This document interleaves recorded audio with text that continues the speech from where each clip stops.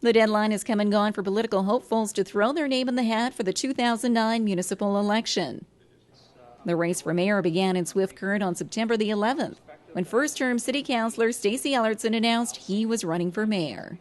I really honestly believe that the citizens over the last 6 years have felt slightly slighted and not heard as well as they'd like to be heard. I believe the relationship between council needs to be equal. I think, unfortunately, some people think council thinks themselves above them.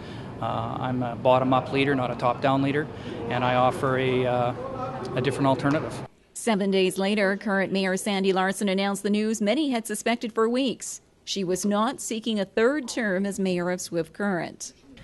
I must look ahead into the future and determine where I want to be, what I want to do, and what is most important to me at this time in my life.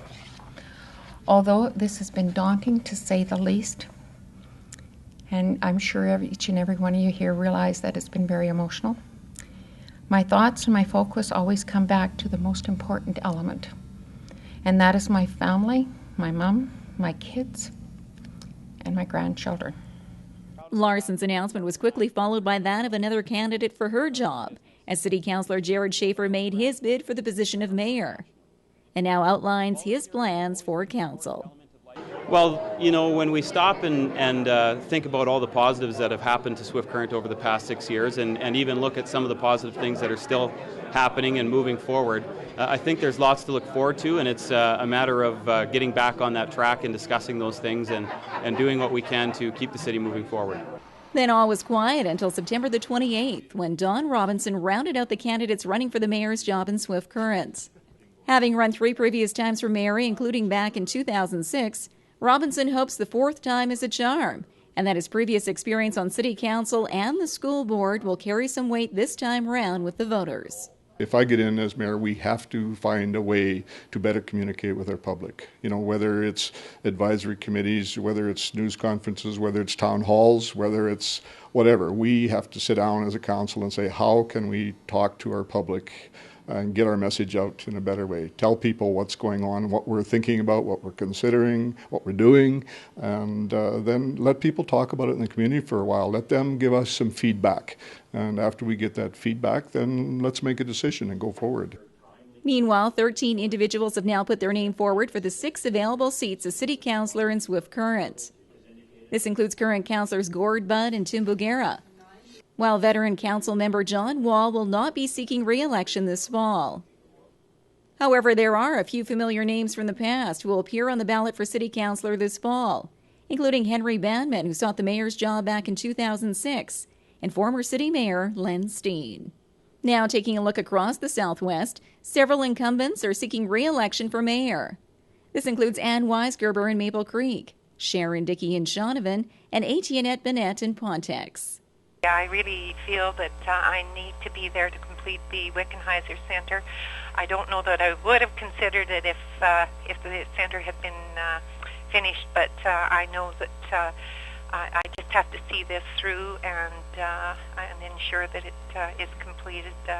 Among other things, I love the work that I do, and I love the community, and yes, I'm going to run again. And I still have health care and services that have to be improved.